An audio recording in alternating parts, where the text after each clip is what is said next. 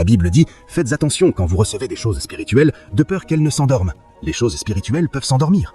Ceux qui marchent dans le miraculeux, ceux qui manifestent le miraculeux, quand ils reçoivent une révélation, ils la domestiquent. La révélation est votre accès. La conscience, c'est votre capacité à la porter avec vous. La loi a pour rôle de vous montrer que vous ne pouvez pas garder le standard de Dieu, que vous avez besoin d'un sauveur. Donc la loi ne peut pas vous rendre semblable à Christ. Si la loi pouvait vous rendre semblable à Christ, il n'y aurait pas eu besoin de la grâce.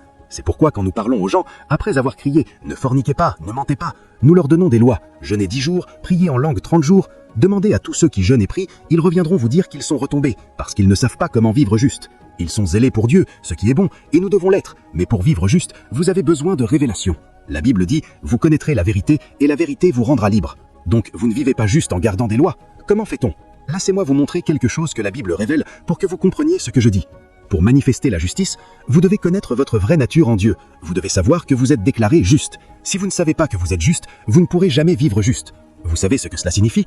Quand vous rencontrez quelqu'un qui fornique, vous commencez par lui dire « Tu es la justice de Dieu en Jésus-Christ ». C'est par là qu'on commence. Ça sonne fou, oui, parce que c'est un don, ce n'est pas mérité. Mais vous ne vous arrêtez pas là. 2 Corinthiens 5, 21 dit « Celui qui n'a pas connu le péché, il l'a fait pécher pour nous, afin que nous devenions justice de Dieu en lui ». Romains 5, 17 dit « Ceux qui reçoivent l'abondance de la grâce et du don de justice régneront dans la vie ».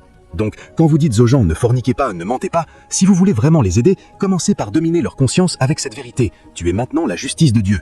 Quand ils acceptent cette nouvelle nature, c'est le début d'une vie sainte. Mais si vous vous arrêtez là, vous les mettez en échec, parce qu'ils déclareront cela sans le vivre. Après avoir dit cela, vous passez à la deuxième chose.